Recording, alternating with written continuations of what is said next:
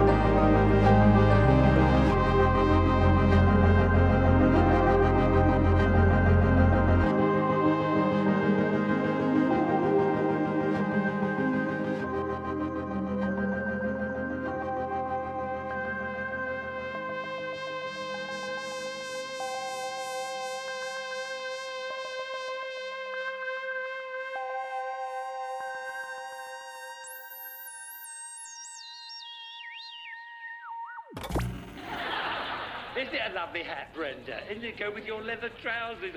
Anyway, say hello to the ladies. All right, Lisa, but don't get too friendly, Lisa, because it's bidding time for this. Tomorrow's talking point, the telephone answering system. While you're out, this machine does the talking. This telephone offers hands-free usage, and it's got caller ID, call waiting, and call timer. And amazingly, you can talk to people on it too. Now then. God, did you run out of material? So fucking great. I love that opening like so much. It really it reminds me, I don't know if it's the same piece of music, but I remember being in Donegal and you said one night, like, I've been making this thing, you want to hear it? And you played me this instrumental piece, and it had a very similar vibe, like this cosmic, soaring, purely instrumental. Yeah, was that actually?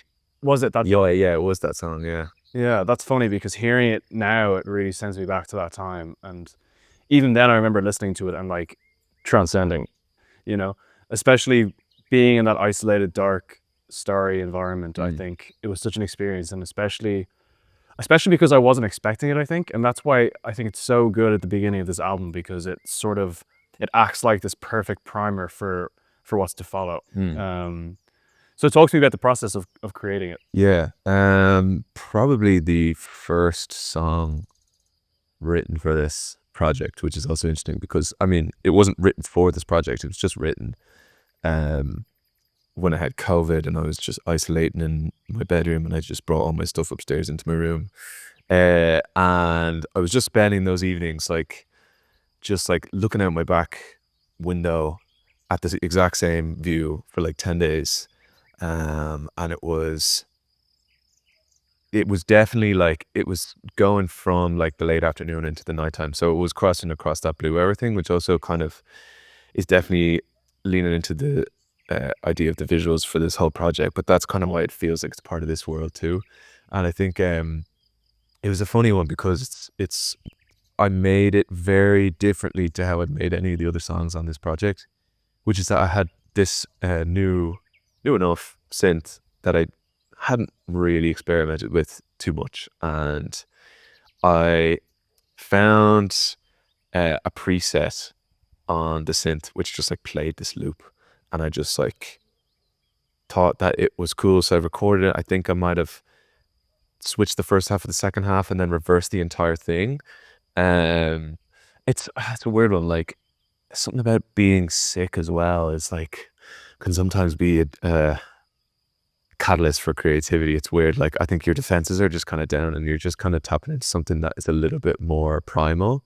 And it was funny, and just in the creation of this song as well, because it's the first time that I've done a song where I just had this like chordal loop, and I just like copied it across like 4 or 5 minutes, and then I played around with like different filters to kind of hide it a little bit, or adding reverb or whatever. But I played it like very fluently throughout, and then every element after that was just played in full from start to finish along with that chord and just built on. So I usually would write songs by just like making a loop and then copying it or taking elements away and building it block by block like Lego. But this was like it just kind of flowed, and like I wanted to like use the synth like an instrument and challenge myself, I suppose, to just like be a musician, I suppose, and not a producer for once, because it's so easy to just like hide behind the ability to do tricks and move things around. But like when you're forced to like emote in real time and respond to another element's shifts in real time, that's like where the real kind of musicality comes out. So that it was just really, really fun, and it just kind of flowed out of me very naturally. And like pretty much what you hear is from that day. I came back and I added some piano later on, and I added some vocals as well later on. But the guts of it is from that. And yeah, I don't know, it's just a vibe. It's just one of those ones where this had to be on the project because it just feels right, and it just feels like a part of this narrative. And I think it makes sense in the project coming first, because it's just like just giving the listener like a second to actually just like breathe and just like relax and like settle into something, and not have someone just like shout at them immediately and just like tell them that this is what's going on. It's like you get to like check in with yourself, and like, yeah, it's just like a bed for you to lie in for a bit, and then we take you on the journey. Incredible. Yeah, I love it. So then also maybe talk about the creation of the sonic narrative elements we're hearing, like that are sort of instilling this narrative around the song. Yeah. like all those linking sound design pieces, I kind of knew pretty early on that I wanted to do. I think it's very specifically referencing the Childish Gambino album, Because the Internet, because that was such a big inspiration to me in making music and like wanting to make an album. And like he just has all these bits of like sound design that just like you it's telling you you're somewhere, but you're also like kind of creating the story yourself with the elements that it's giving you. And I wanted this to feel like you're stepping out onto like a roof, and I wanted to create this feeling that like you've just left a very kind of heavy and difficult time behind you, or like just create that feeling like that there is something behind you and there's a lot of history behind you, but that you're stepping into this open space in an urban environment to just like take a breather and just like kind of listen to the world. And so like that the first track on the whole project is called Outro, and the very last track, we'll call it, is called Intro. And the kind of idea behind that was that I wanted to set up this idea that the album takes place in this limbo period in life, where you're going from a period of being lost and confused to having a direction. And I think I like the idea that like starting an album with an outro is like an outro to the past, and then ending it with an intro is like an intro to the future. So it just like sets up this period of time and period of like change. So yeah, it like starts with like, and again, it's funny because I know that people probably listen to it and have maybe a different idea of like where the character is and whatnot. But like for me, it's like someone is becoming overwhelmed at a party or outside a party and needs to step outside. They step outside, this song plays, and there we go from there. Yeah.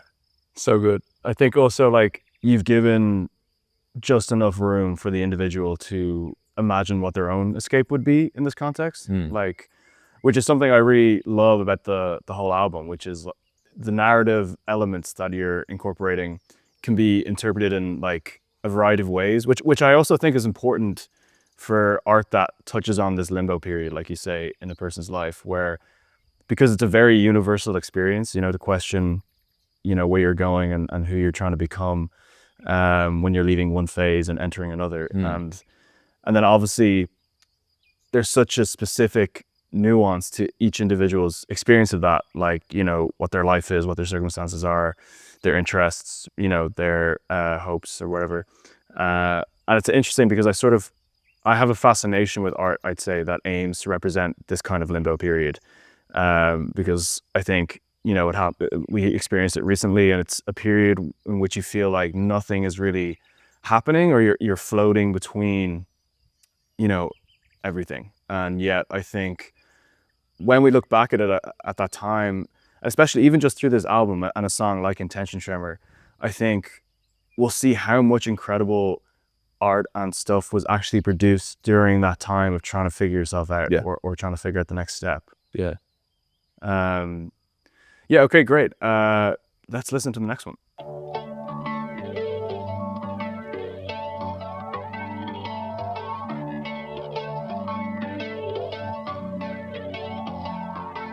I made you look, I made you stare, made you give me half your share. Wonder where you think you are, swimming lengths of country air. Come on honey, don't be shy, help me keep the light alive. Can't you hear the people sing, drowning out the church bells ring? Isn't this the perfect vibe? Keep it real, but keep it light. No more change.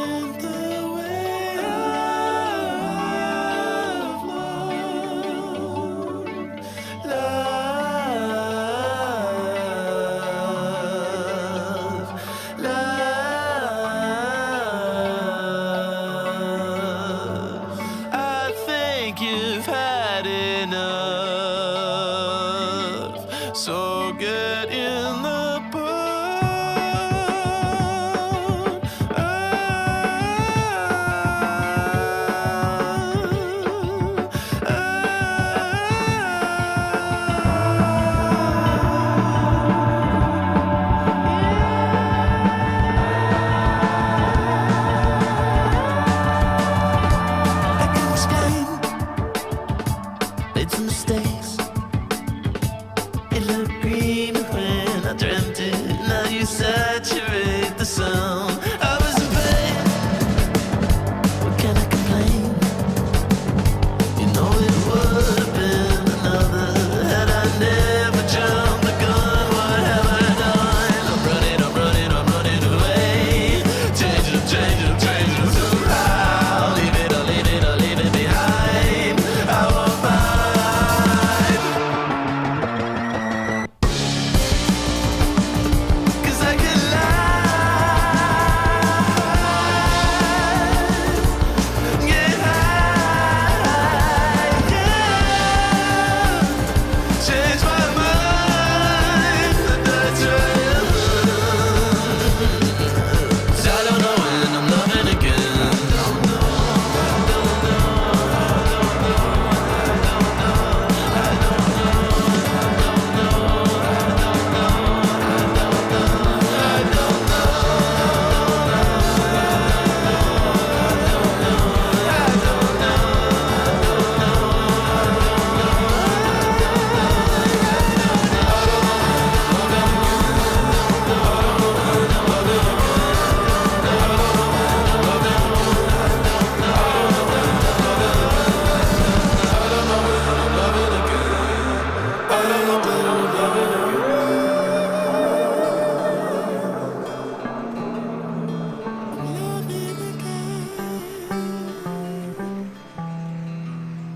I don't know.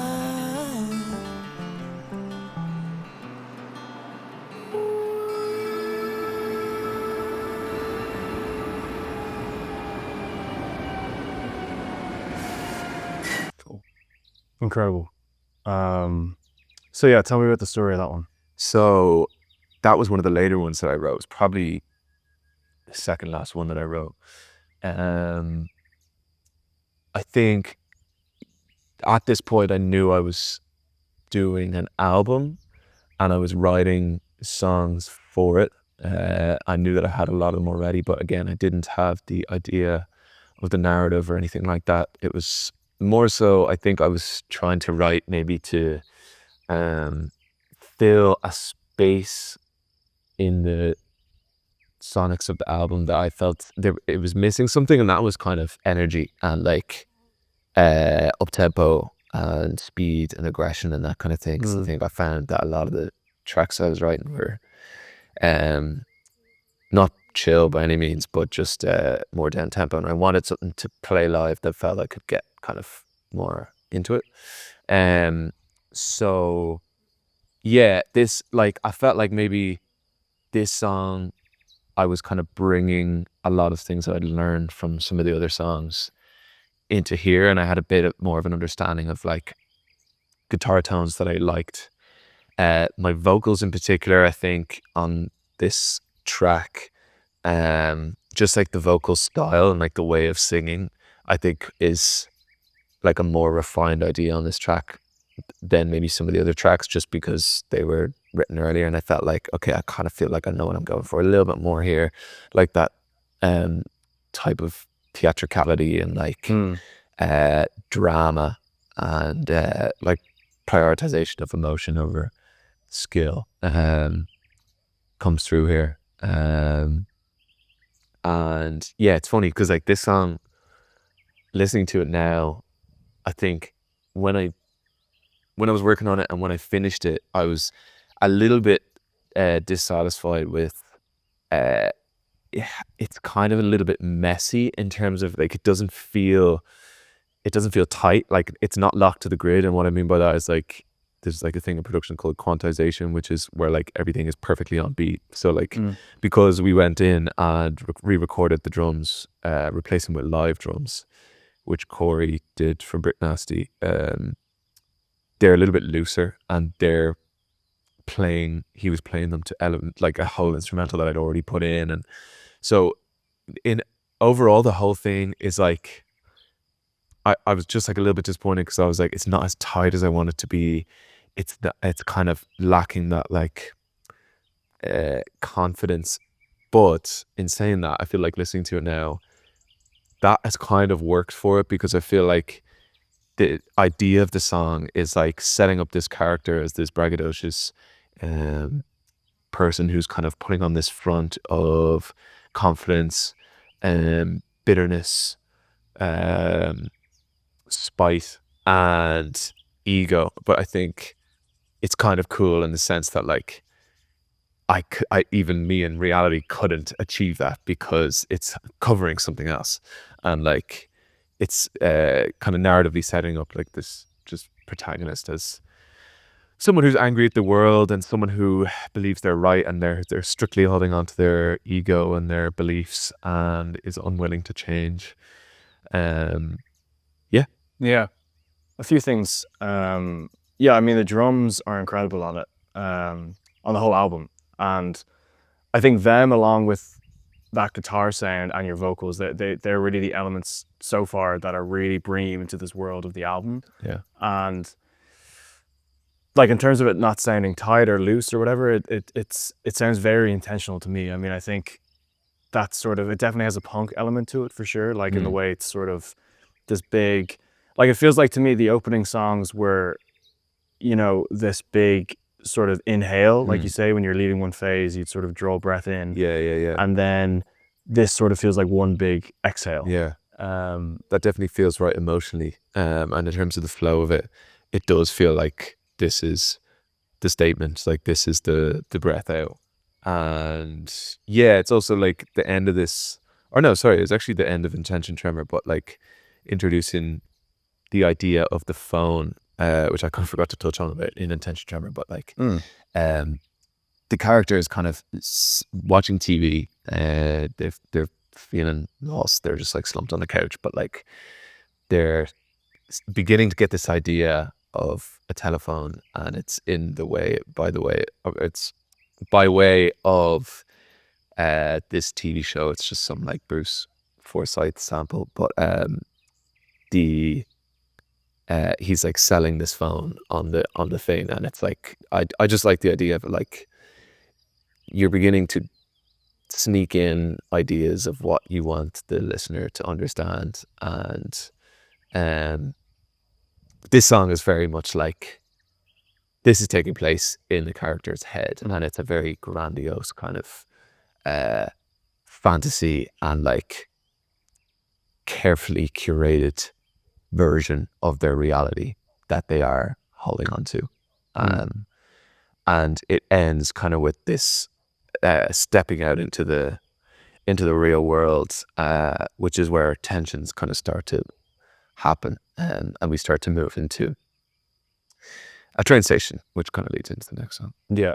And just before we move on, I think that's what I really liked about that phone element, was the way it's sort of selling the notion of communication, like in this very stale and forced and, to use your word, theatrical, I suppose, way. Yeah. Which really subtextually like tells you about the world of this character and what outlook you might have on certain things. Yeah, there's also like a kind of cool Easter egg in it, which is the music behind what like the sample is saying, where he's selling this phone, or that the phone is like a prize on a game show. Essentially, is there was no music behind that in the actual clip, but I put behind it the original answering phone music. So I think it's called Opus 1 or Opus something 1. But I realized that it sounds like game show music that they would put behind this thing, and I just wanted to kind of set up this idea that like the answering phone, which becomes, or that being put on hold, is something which becomes very central towards the end of the project. And I just liked introducing that idea in there, where it's just like the character is like, there's things that are entering his subconscious which he's not even aware of, but that becomes distorted by the how his emotions play with these signs. Yeah, amazing. Yeah, let's dive into the next one. Cool.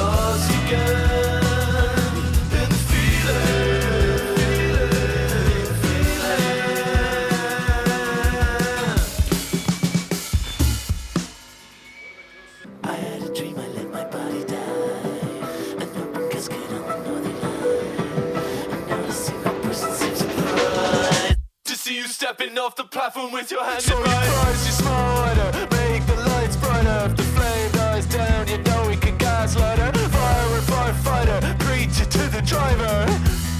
You won't try. So save your best tears and wave your best years away. What was it you had to say? What was it you had to say? Yeah, you had to say it. You had to say it.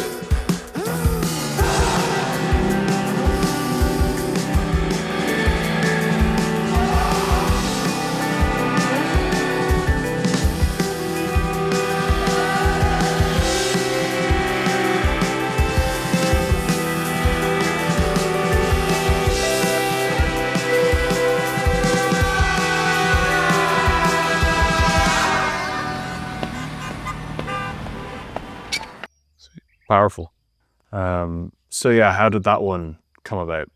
I wanted to write a song that felt like I was in a band, to be honest. I think that kind of is where it came from, because so much of what I do is like kind of a mixture of like production elements, electronic elements, and acoustic elements and whatnot. But I just wanted to like challenge myself to like play every instrument as if it's a band.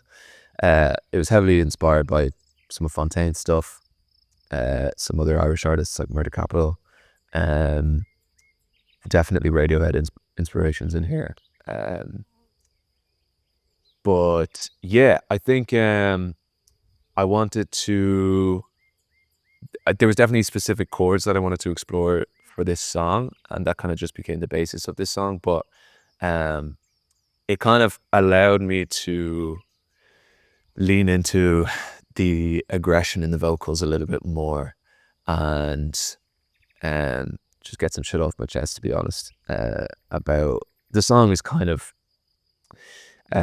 meeting this character at a point where he is almost like where he's been let down by communication before, and where like there was once maybe a time of naively, completely openly communicating with someone and trusting someone to communicate back in the same way, and then ultimately being manipulated, being lied to, being gaslit. And that's kind of where a lot of the lyrics in the song come from. It's like the idea of being gaslit, and that's kind of like an annoying like zeitgeisty buzzword at the moment, but like the sentiment is real. And I definitely really like the lyrics in this song in particular on the project, because I think they just kind of summed up a lot of frustration and tension that I had around these topics, and it kind of just let me do it in a way that is again aggressive, but in a necessary way, I think. But again, we're kind of starting to see from the development of the first song like a continuation of bitterness, of a persona. You're starting to kind of understand where the frustration is coming from in this song, whereas in the first song it's just like there's a complete front, but now you're getting the character kind of being like, well, this is why I feel this way. It's context. Yeah, it's context. Yeah, absolutely. There's still walls up completely in this song, and it's still like taking the position of like, I'm still right, and like, you know, fuck everyone else. But I think the outro as well, in particular on this song, kind of, you start to see vulnerability for the first time in the project, I think, and like that's just in an instrumental, and kind of there's like vocal like breathing stuff in the outro as well, and a lot of kind of warped vocals. But yeah, I think as well like the train idea and like the idea of like transportation just like sonically felt so right for this song. That like kind of feeling of aggression, and like there's like a chugging element to the song. A lot of the elements that I was writing almost felt like I I could hear like train sounds in them before I even put them in them. And I ended up adding a lot of like kind of screeches and train sound effects that I could pitch and warp to sound like instruments. And it just, for me, this song feels like you're just like hurtling through a tunnel and like hitting off of like metallic surfaces and screeching and stopping, and there's kind of like a dreamy portion in the middle of the song where everything breaks down, and I kind of speak about a dream and then I'm kind of pulled back to reality. But yeah, there's a lot of like shifting and evolving in this song, and it feels very like I don't even know what the word is. It's just bouncing around the place a lot. Yeah, and I think you get that sort of experience from the way that your vocals are taking on these different forms. They have like different edits. They take on different effects and all that kind of stuff. And it adds to this idea of like a character that's going through some sort of change or keeps shifting. Yeah. I think this song feels very dizzy, and I want it to feel dizzy, and it feels like disorienting.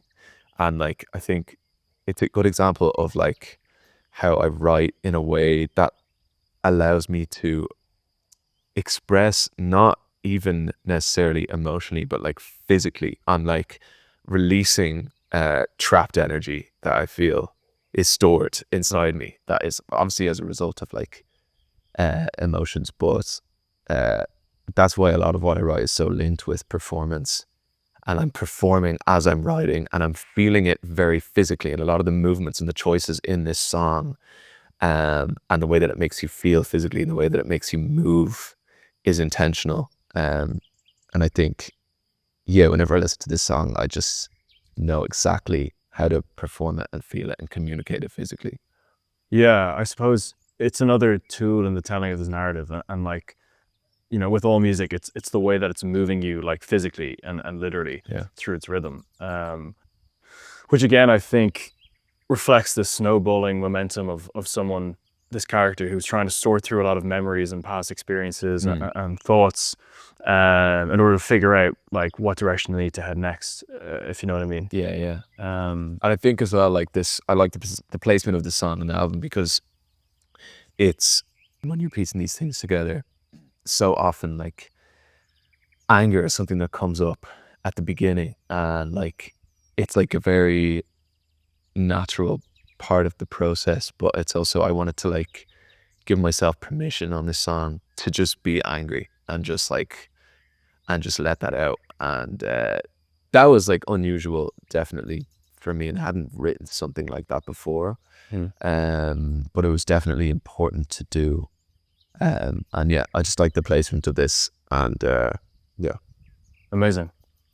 Okay, cool. How about we launch into the next one? Cool.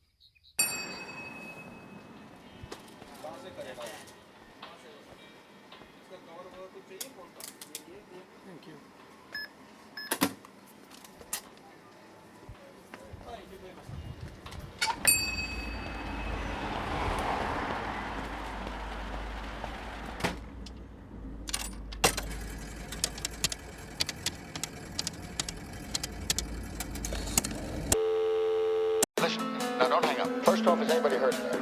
No, nobody's heard. You keep away from this bank, or we're going to start throwing bodies out the front door, one at a time. You got that? Listen, don't do it now. Wait a minute, let me talk to you for a while. How many people you got there? Now, you call me back.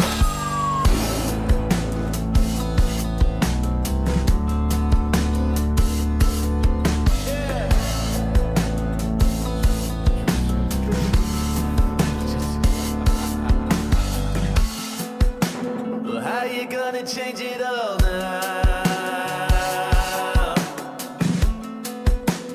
Take it as it looks in its form. It's true. Told me you would soften the blow.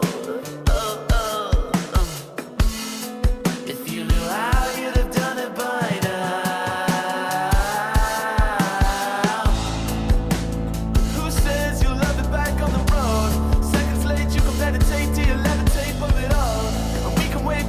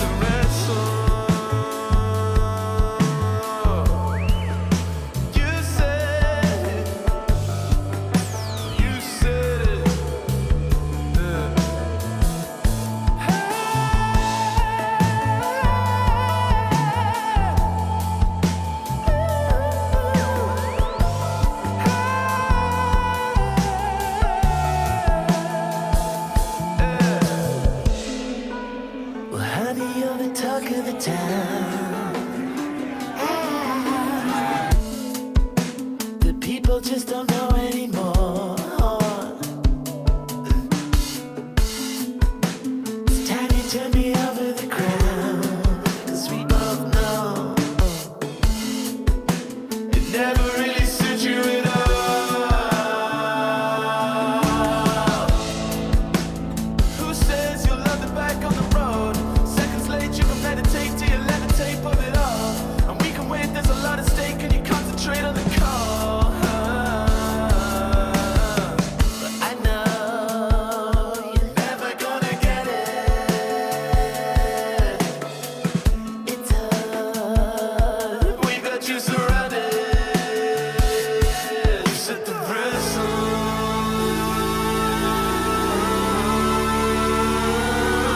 You set the wrestle.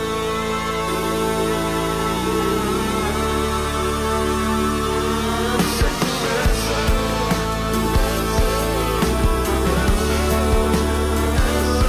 You set the wrestle.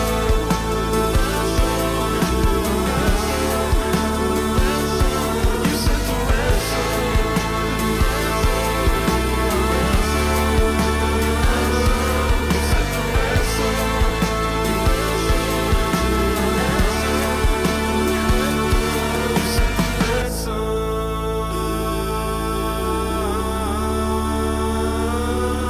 You set the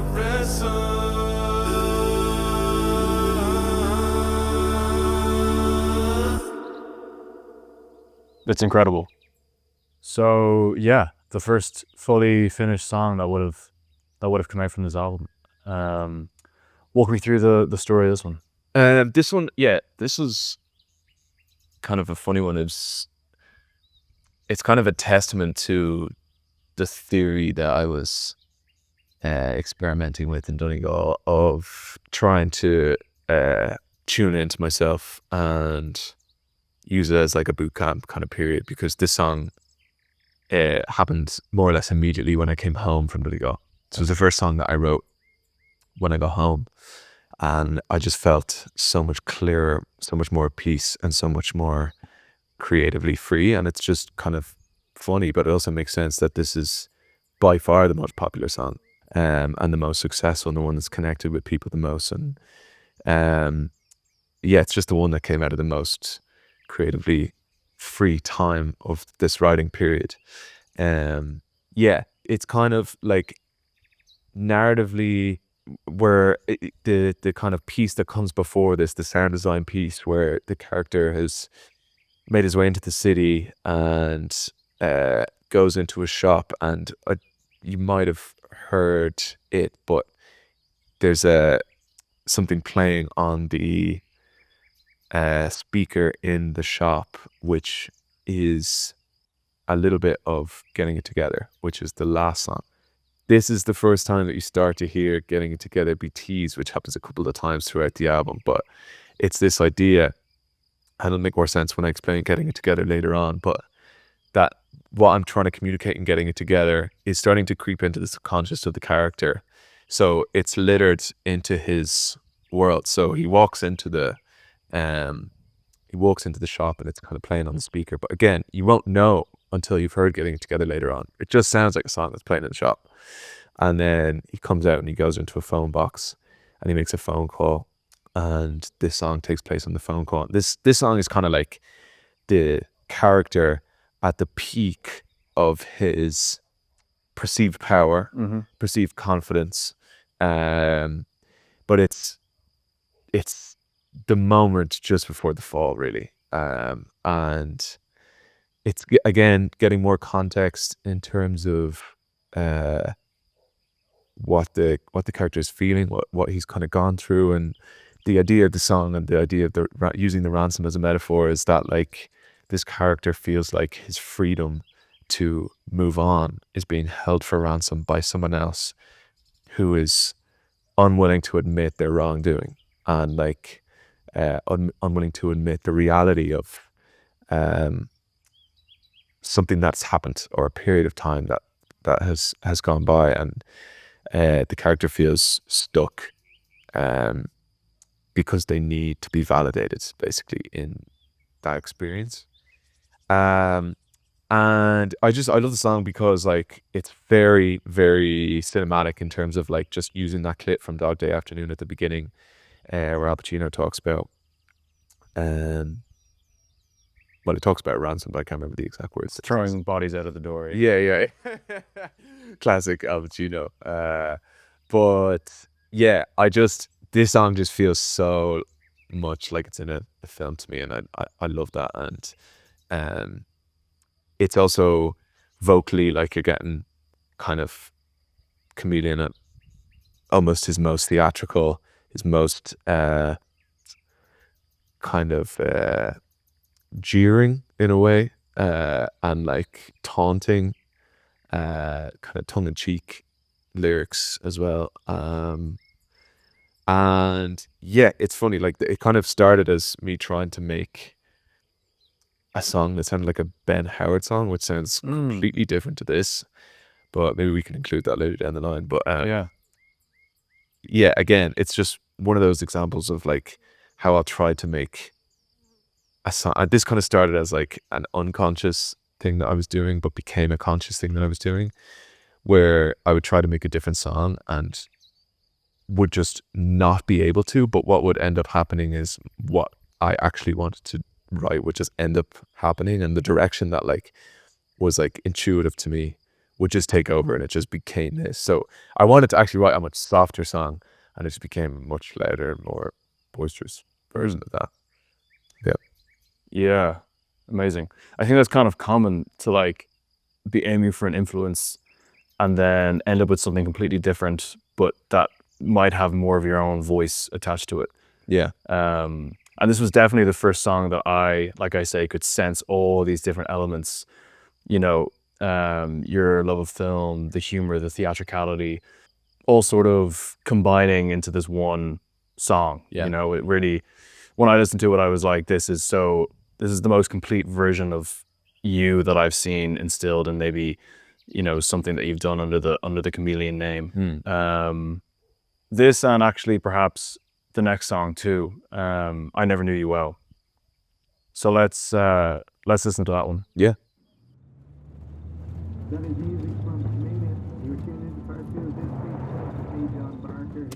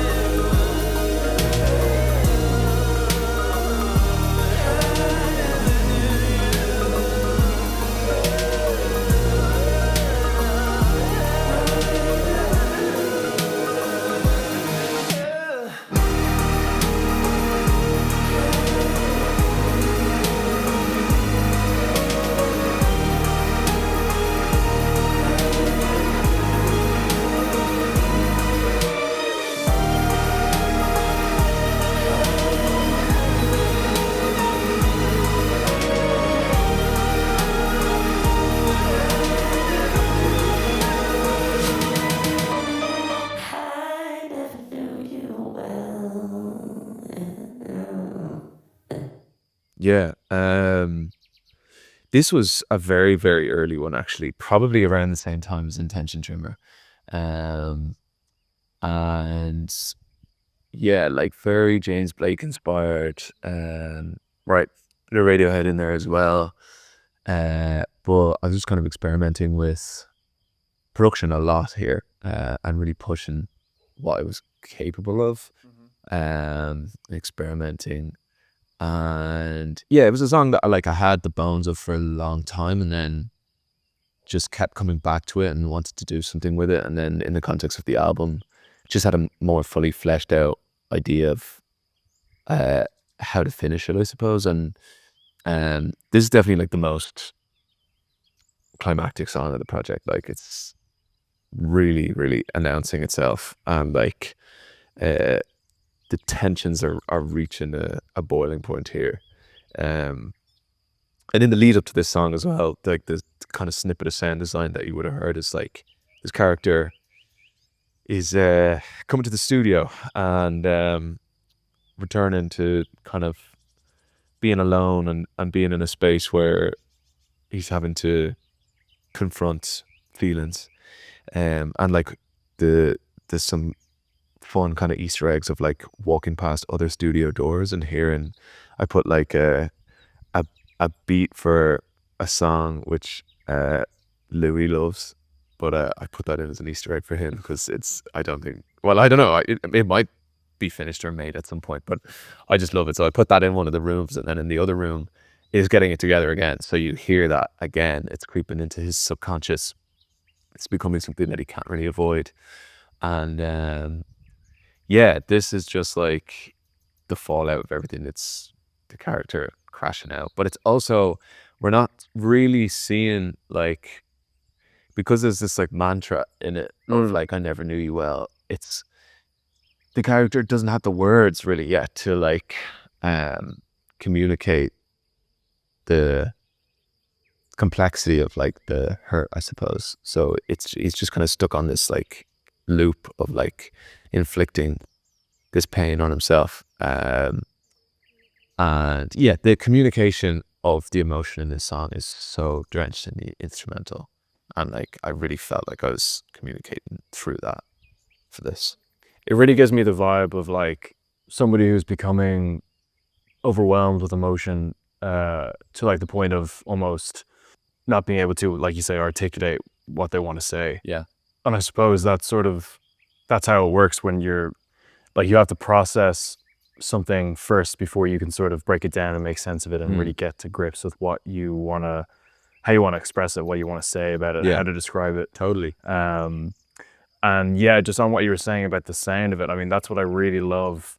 That first opening, it's like a synth sound, but it's like fused with a horn or something. Yeah, it's like, it's kind of layered with like a room reverb, which is like, it's called a short room reverb. So it makes you feel like you're in a very contained space, but that it's playing out of like speakers. And it was like, when I recorded it, I recorded the synth, the bass, and then the vocals, and then I played that out of the speakers and recorded the mic playing the speakers so that it sounds like you're in the room. And then I chopped up some of the vocals and warped them from the recorded out of the speakers. So it just has this kind of weird in the room feel.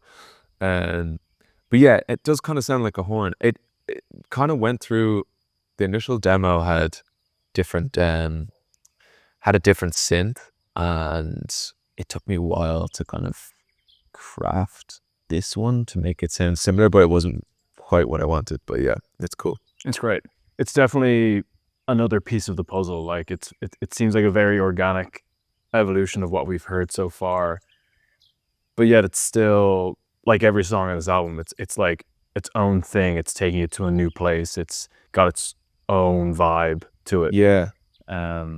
It's interesting because I definitely felt insecure about putting this song in the project for a long time, because it's very different, I think, to a lot of the other songs. Very electronic leaning, and the lyrics are quite sparse. It's not given too much in the lyrics, and And yeah, I just wasn't really sure if people would like it, to be honest. But I just knew that I loved it, and it just resonated with something in me, and I wanted to put it out as a single as well for that reason, to just be like, no, this is a statement of like what I want to do, I suppose. And that's all that matters. I mean, like, Yeah. that's it. Like, this is something that I love, and then here you go. And like, it definitely translates. And it does make me think though, or wonder, what's the process of bringing a song like that, or any song on the album, to a live scenario? Like, how do you go about translating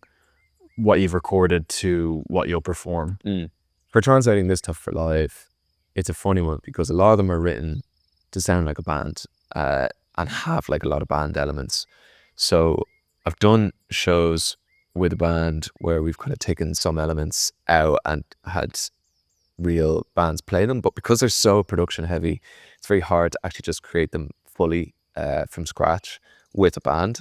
But typically I just play on my own with backing tracks, and because they're always written so heavily with like performance in mind, I know exactly how I'm going to perform them before I even do them. Like, it is kind of funny, because that's also another reason why I just haven't really been nervous for shows, is that like I just know that as soon as I step out there, that like I know exactly what to do, and it's intuitive as well.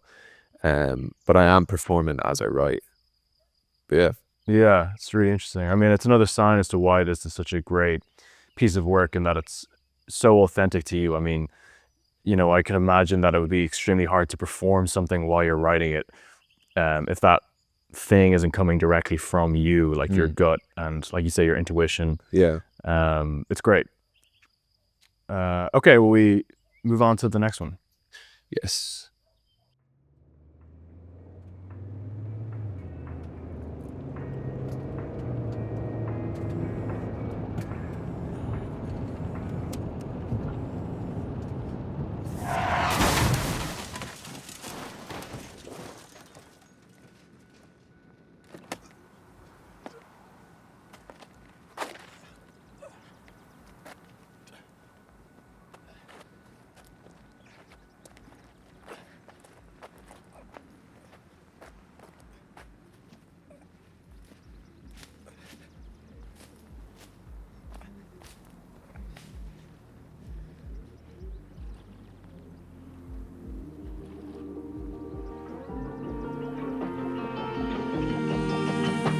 I don't know where my mind is running, but I can't seem to hold it down. You were all I could think of calling when I thought I was going to drown. And now we talk like we can remember all the times that you broke me down. But all it takes is a cold December for a love never spoiled to brown. On a better day, keep our minds in euphoria in a different way. We'd make our time more important, never learn to pray. But now I find myself falling on my knees and going home. On a better day, keep our minds in euphoria in a different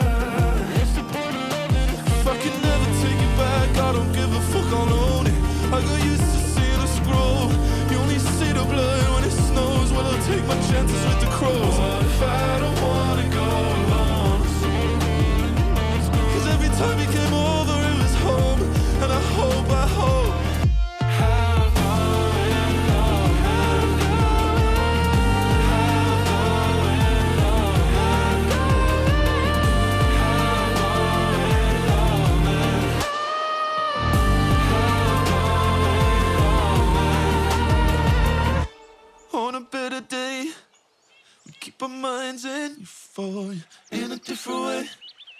We make our time more important, never learn to pray. But now I find myself falling on my knees and going all in. On a better day, we keep our minds in euphoric in a different way. We make our time more important, never learn to pray. But now I find myself falling on my knees and going all in. All in. Falling on my knees and going all in.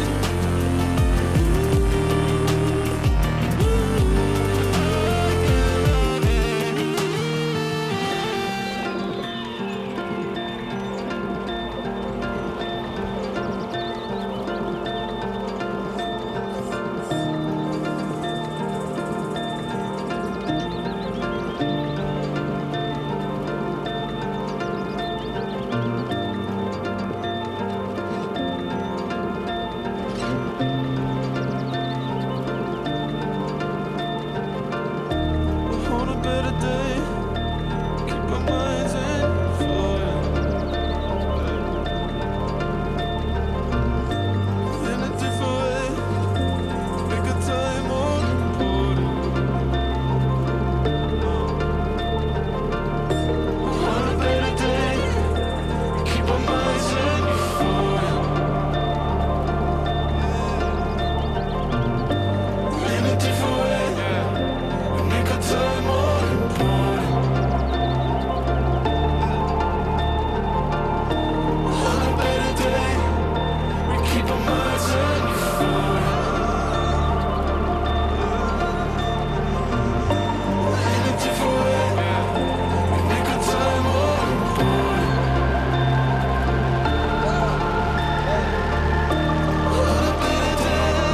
On a better day, keep our minds in fire. In a different way, we make our time more important. Cool. Oh, sick.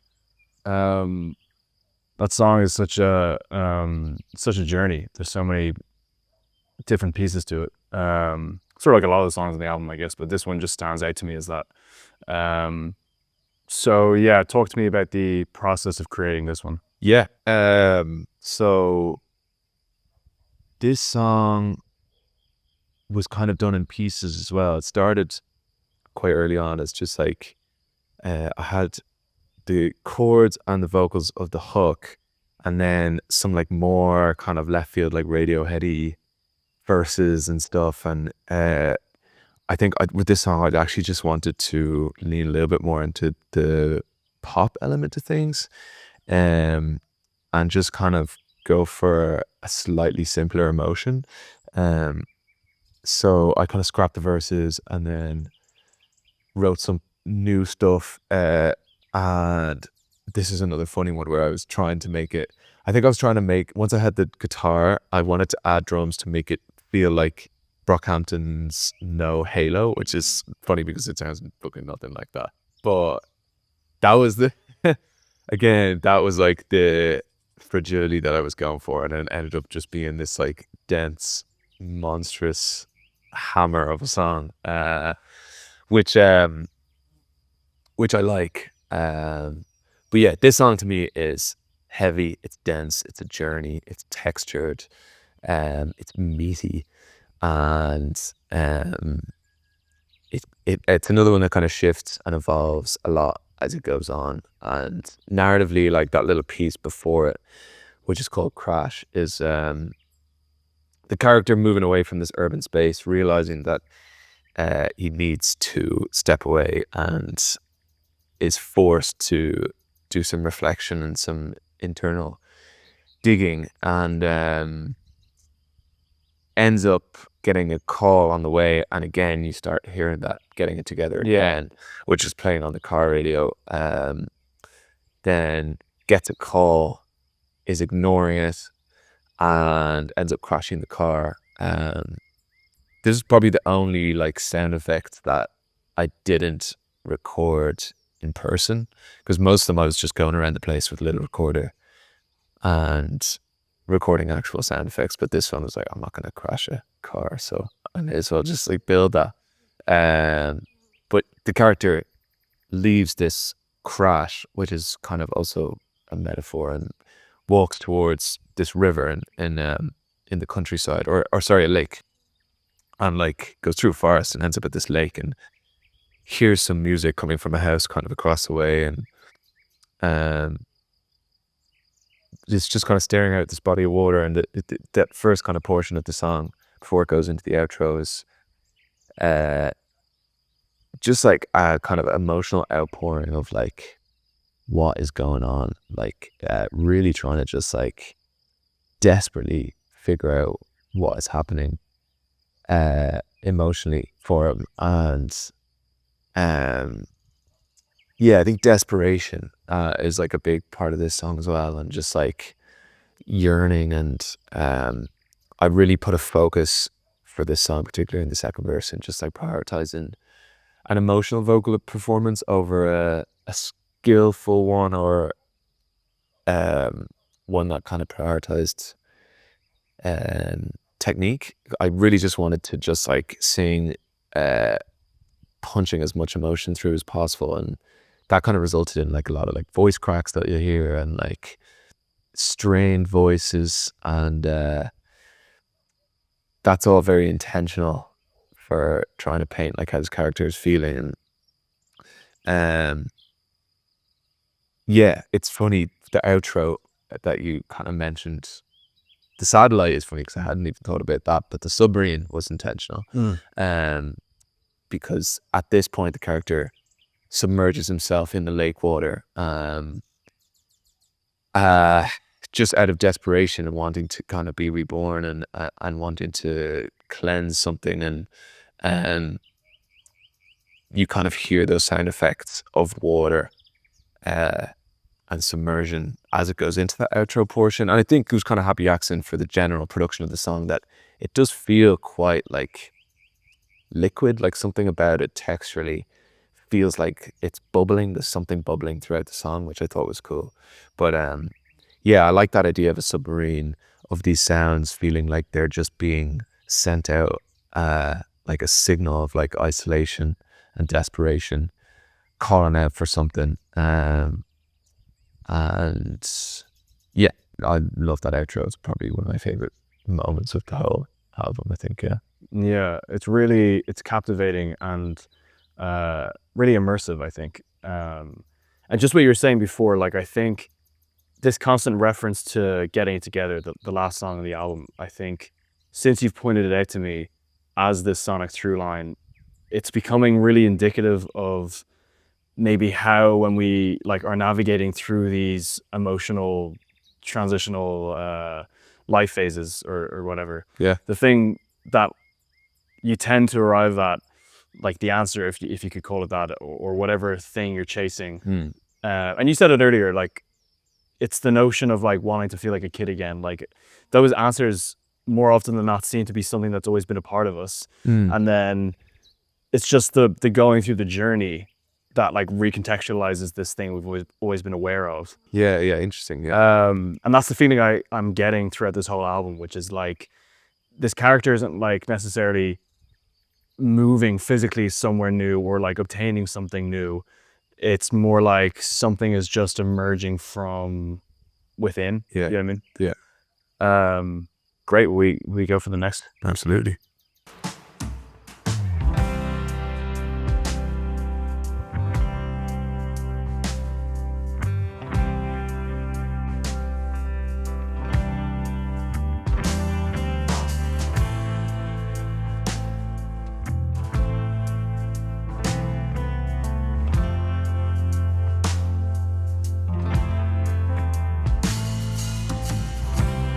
There's a certain way they say certain I can make it, babe, that makes me wanna try again.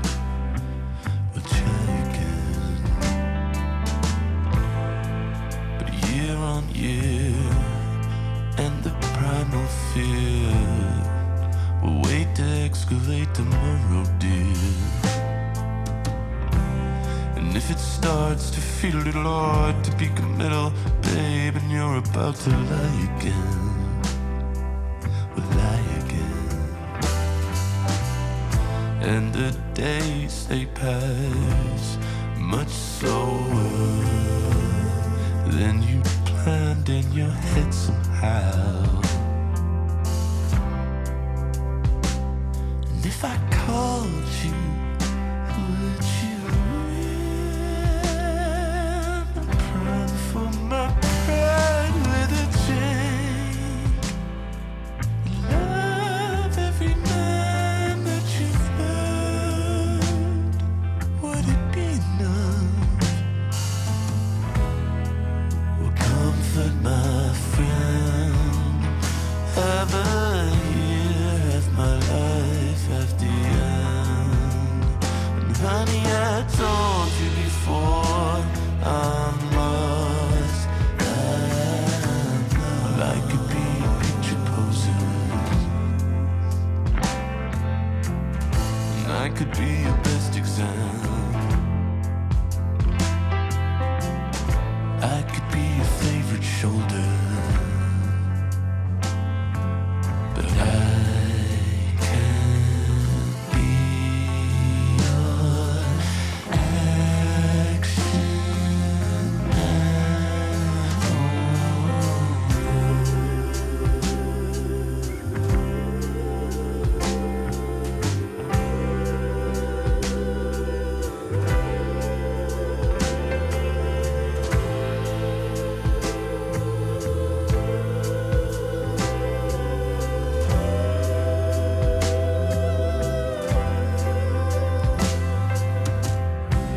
I've come to realize what you prescribe to me is in reality a form of fantasy. Oh, can't you see? Through the looking glass, I see you looking past the hints you fit the face that might have been. So if I call you, let me in. We don't have the time to overthink. I know that you'll know where to look if you try enough. Well, comfort my friend. Never live my life at the end. Honey, I told you before, I'm lost. Well, I could be thinking of you. I could be feeling fun. And I could call me your lover, but I won't be your action man.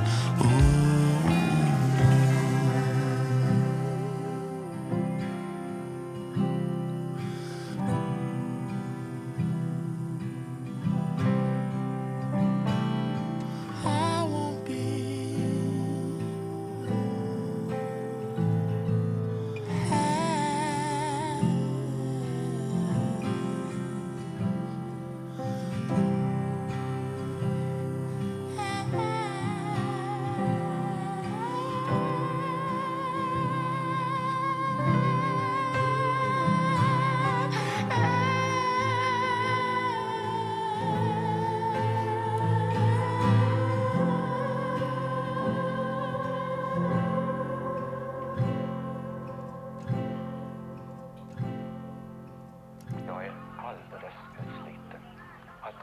I could be a numerator.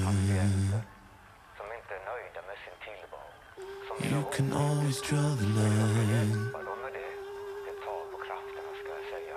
We'd be one if I could be a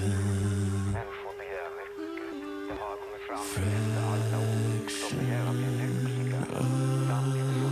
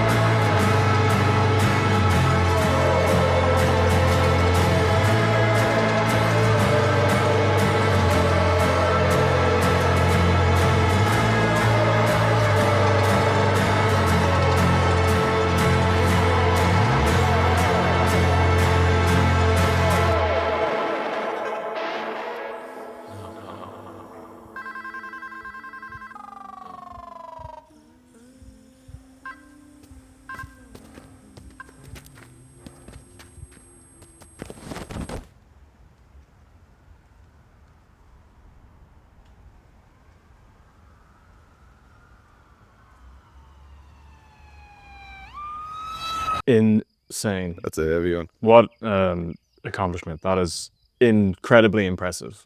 Oh, thank you. Like I'm a little bit speechless after listening to that, to be honest. But yeah, it's such a trip. I do remember like just listening to it now. You played that for me when I came down to visit you in Donegal, like on the first night, same time that you played me Intention Tremor, and like that was years ago, and for it to still have such a profound effect, I think is just such a testament to the song. I mean, that was the last time I would have heard it, and yeah, it just brings me back to that time. It's such a powerful song. So please, yeah, tell me the like, did you have that one going down to Donegal, or that one in particular, I think, was written and completed in Donegal. So if it's funny, like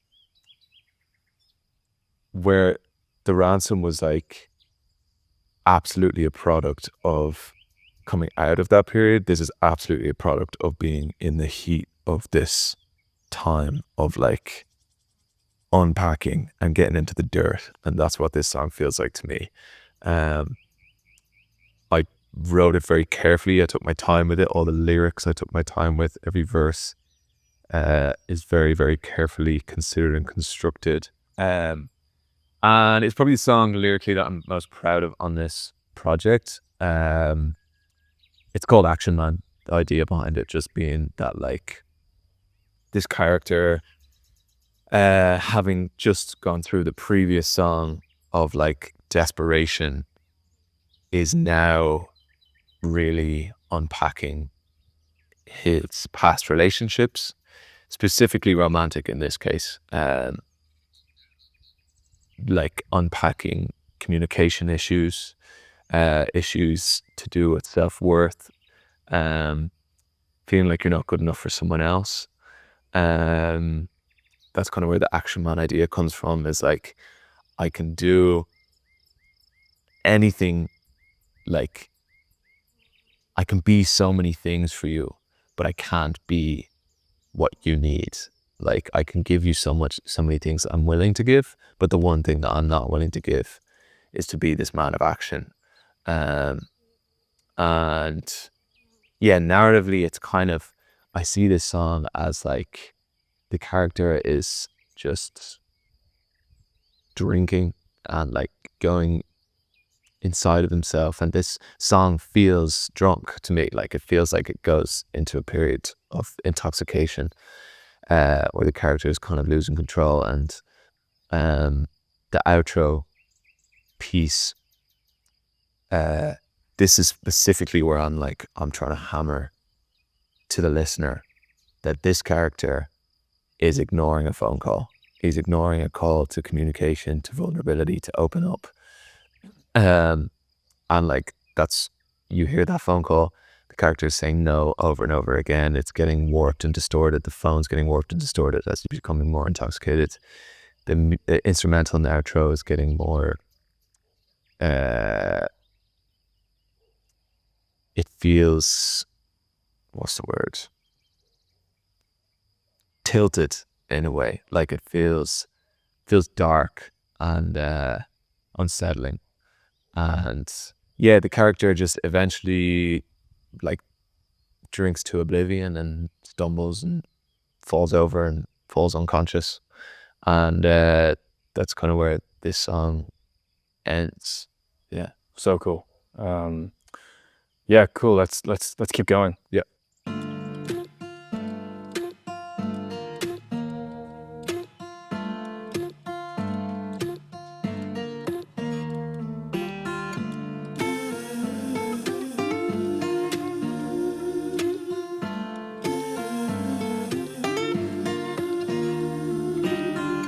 Why'd you make up your mind now? It was only the lifestyle dragged you down. I can love with the lights down. We can make up the time now. Why'd you make up your mind now? It was only the lifestyle dragged you down. I can love with the lights down. We can make up the time now. I'm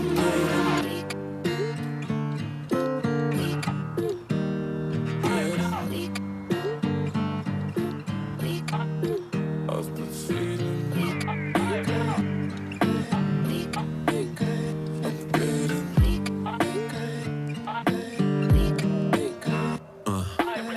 Did you trust me to be honest from the start? I was begging you to show me where your heart is and didn't care regardless. I could have been forgiven, but I chose to keep it with me as a weapon or protection or some kind of adolescence. Never learned my lessons. Think about my family every day, and I think they think I'm trying to pull away, but the truth is I'm guilty. Never shook the feeling since you died at the funeral. I couldn't even cry, couldn't even feel nothing. I was numb and I've carried it into every girl and every choice, tried to bury it. Took another year to see the tears. I would hide them in the shower, playing coward, then go back to getting high in my ivory tower. Been crying out for help since the day that you left me, but don't know what for. Still ignore all the texts that I get, cause they're trapdoors. What's it gonna take yet? What will I change for?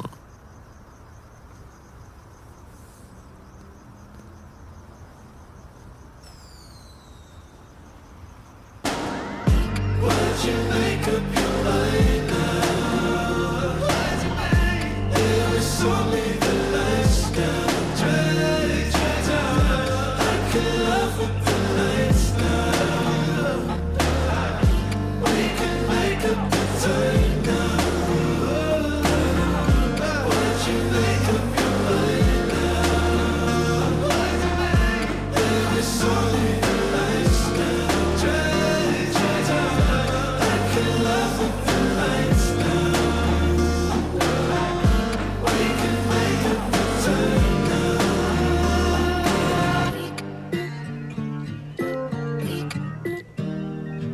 hiding.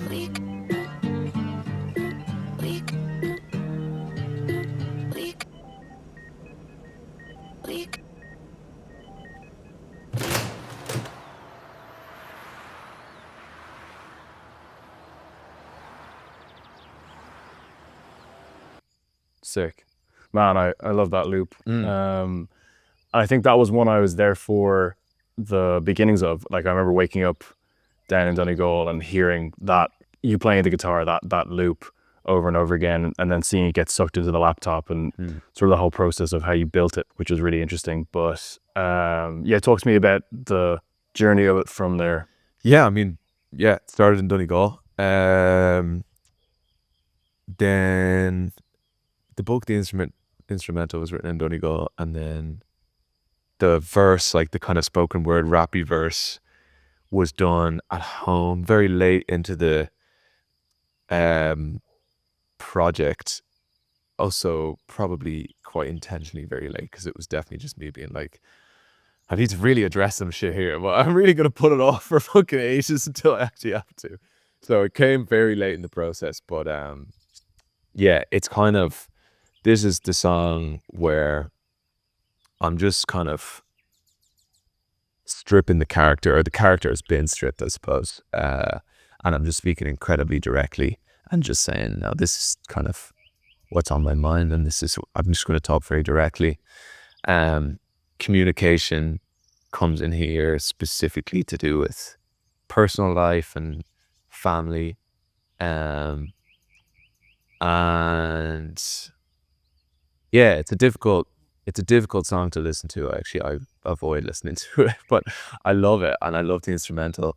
The last kind of outro, like hook, I suppose, was added on quite late as well, and it was definitely like some Dijon inspiration from the vocal delivery.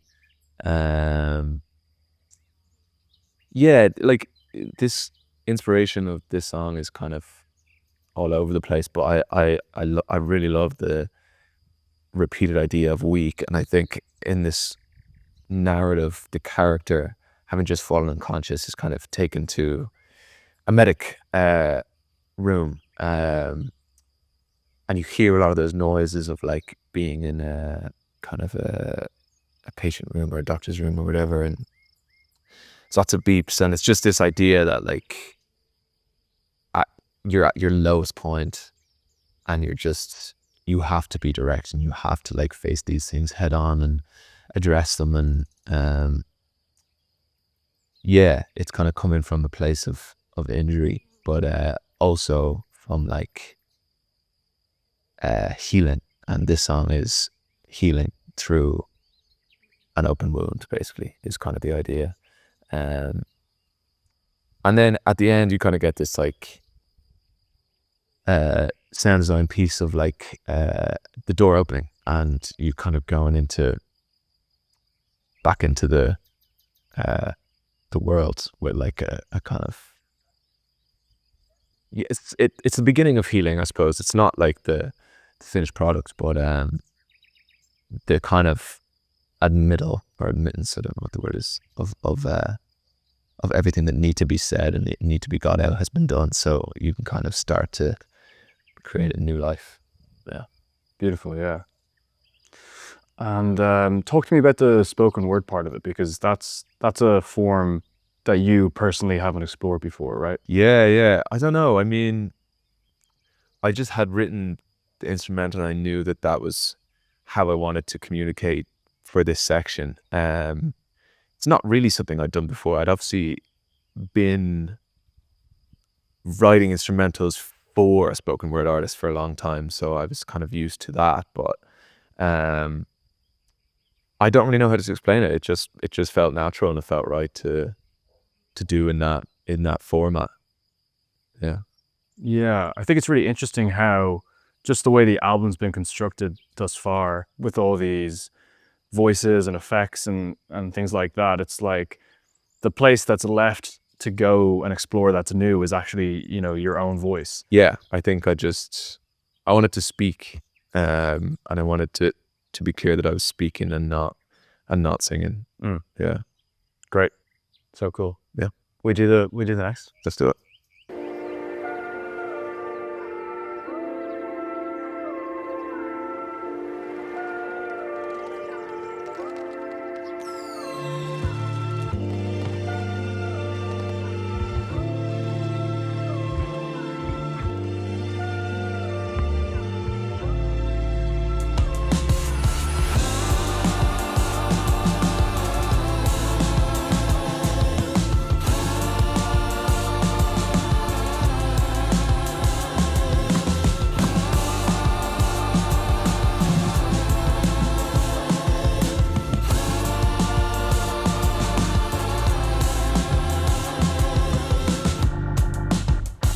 Well, I should have known and took from your tone that I had some growing to do.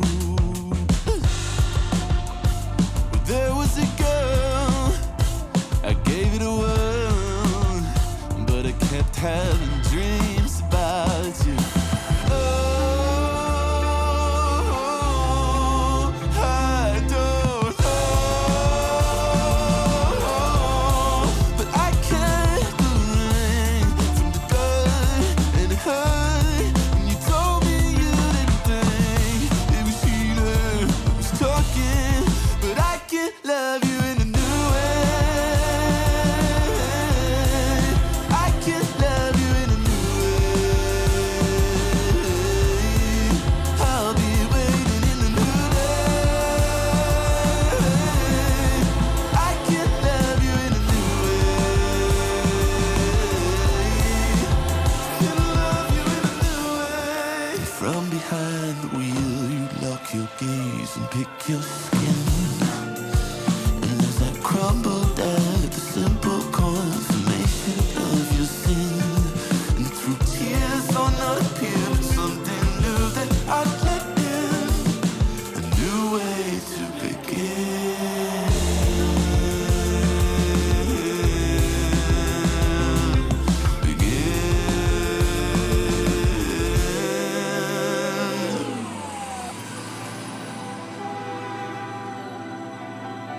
You're like the dreamer. Dreams, and then lives inside a dream.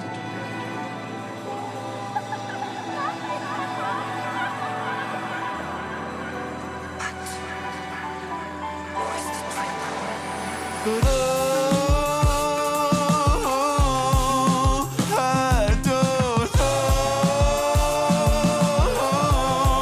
but I get the ring from the dirt and it hurt when you told me you didn't think it was healing that was talking, but I can love you in a new way. I can love you in a new way. I'll be waiting in the new day. I can love you in a new way. But I can love you in a new way. I can love you. Yeah, I can love you in a new way. I'll be waiting in the new day. I can love you. Great. Another fantastic song. So alive and maybe a little bit more hopeful. Like it definitely feels like something is building back up after the last few songs. And I love that middle portion with the kind of dreamy vocals. Yeah, it's funny because that voice is like a clip from Twin Peaks. It was from Twin Peaks season 3, so the newer season. But that specific conversation, which was just one that like stuck with me when I was watching it. It's Monica Bellucci and another character. It's like David Lynch is in it, and he's like recalling a dream that he had about Monica Bellucci, which is funny. But it was a scene that just stuck with me. But I made this, and then since then, the Fontaines have used it as well, No way. or referenced it or something. Just that specific conversation as well. I can't remember whether they referenced it or they used a snippet from it somewhere, but it was really bizarre. But yeah, anyway, that was just cool. But yeah, the song is like, it's got a lot of hope. Obviously, it comes straight after Weak, and it's a reintroduction to society with like new tools and like a new optimism. It's kind of the only song on this project which is like soul. It's like kind of soul leaning song, which isn't like my usual bag, but I just thought that it really suited the tone that I wanted to go for. And it was an instrumental that's been sitting around for a while, an earlier version of it anyway, the opening sample that continues throughout the whole thing, which I really loved and I wanted to do something with. I think I actually wrote this when I came back from EP a couple of years ago, and I'd just seen Maverick Sabre, and he had a song on what was then a new album. And it was similar to this, but it inspired this song, and his performance inspired this song. And this song feels like a kind of interesting balance between the theatrical character of Chameleon and then also my natural voice, which you've kind of just heard come in from the previous song Weak. But yeah, this song, what I kind of also find interesting about this song, at least in my head, and it can be viewed, if you want to take it this way, as purely hopeful and purely optimistic, but there's something also naively optimistic about it, especially when it's followed by the next song, Getting It Together, where you're like, when you have a moment of like vulnerability, or it's like when you're in therapy and you uncover something and you feel like you've had a breakthrough, you come out with like this false sense of like complete optimism that like everything's delusional. gonna be fine. Exactly. Yeah.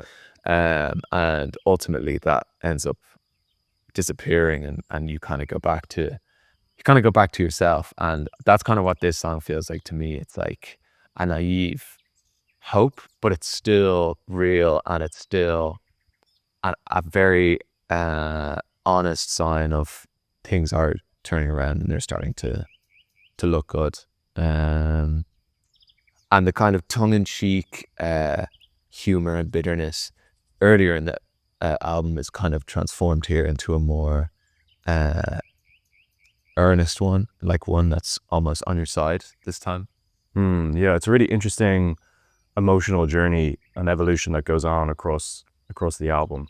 And it makes me wonder, what was the process of ordering these songs for you? It was kind of a very how do I describe this? It was like happening as I was writing them, I suppose. Like it was kind of there was a conversation happening between the finishing of the songs and the ordering of the songs and the linking parts, and I had a lot of different orders for these songs at different times throughout the process. I didn't finish all these songs and then order them, nor did I decide the order and then finish them. It was kind of just like they were happening at the same time, and I realized that I could steer a song in a certain direction to serve a certain purpose. I think like How to Pray was one of those ones that could actually have been a lot earlier in the project, and I just felt like it actually served a better purpose a bit lower. Kind of the same with I Never Knew You Well. I thought because it was so climactic, it could have maybe served a purpose later on. But yeah, I don't know. I think it was just a purely like joyous process to just like write as if I was writing a story or a film or something like that, and that just felt like the natural way to do it. And when I kind of, because I write with like environments in mind, and I put a lot of like environmental ambience in songs, that kind of helped me ground.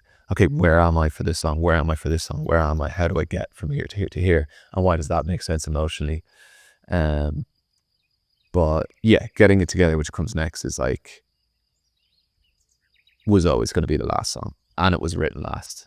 It's kind of very intentionally a closer on this. But yeah, the other ones were kind of a bit looser. It's incredible, yeah.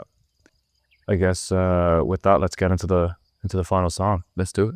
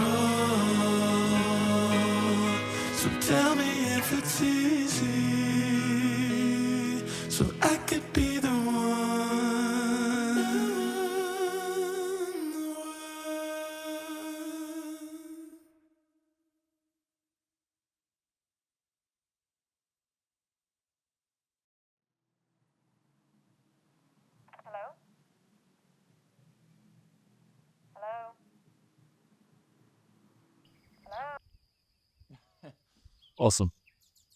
So good. Like, I love that. I love the inclusion of Jordan's voice as well. Well, this is the funny thing, because like that was just like, I just asked her to randomly be the voice of the person who ultimately is the one who makes me open up, and then that I obviously just manifested to actually become a girlfriend, which is crazy. It's crazy like that. I couldn't believe that ended up being the case, and I could never have foreseen that. Like, Yeah. So maybe that's the thing about showing it to the version of you at the beginning of the album. Yay! You're like, great. So all I got to do is create an entire album. yeah, it's mad. Great. What do you so listening to the whole thing again, what do you think, what do you feel like, what thoughts are coming up? It's just reaffirmed like that I should be really proud of this, I think, and that's something that I do forget. And I'm so often just like focusing on negatives and what went wrong and what didn't work.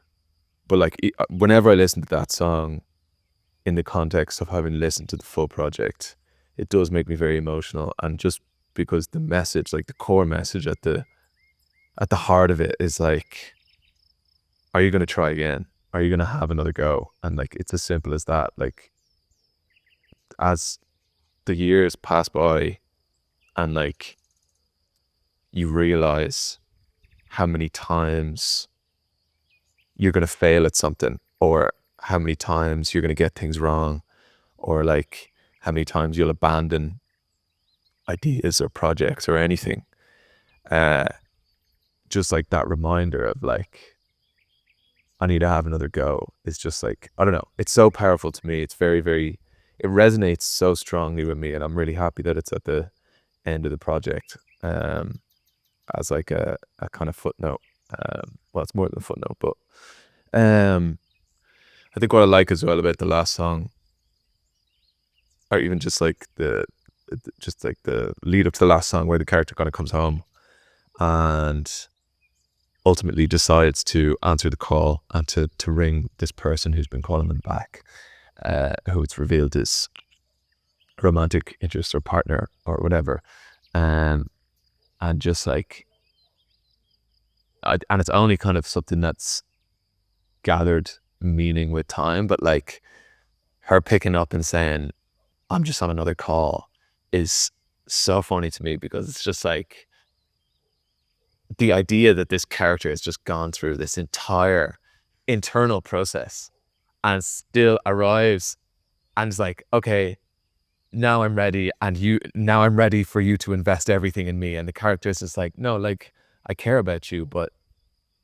like I am also my own person. I have my own stuff going on, and like, it's also your responsibility to show up and to be vulnerable. And that just like makes me kind of laugh to myself at the end of it. And I love that. I think that's like really important perspective to have gained about the ending of that project, is like, this whole album just feels so focused on yourself, or just like, it's so like not self-indulgent, but like, you know what I mean? Yeah. And just like to also leave you on the note of like, you will have times where you will go through so much like struggle or like internal conflict and like reflection and stuff like that, and ultimately you're still going to have to show up and recognize that you're not the only person in the world, and like you need to respect other people as well. Mm.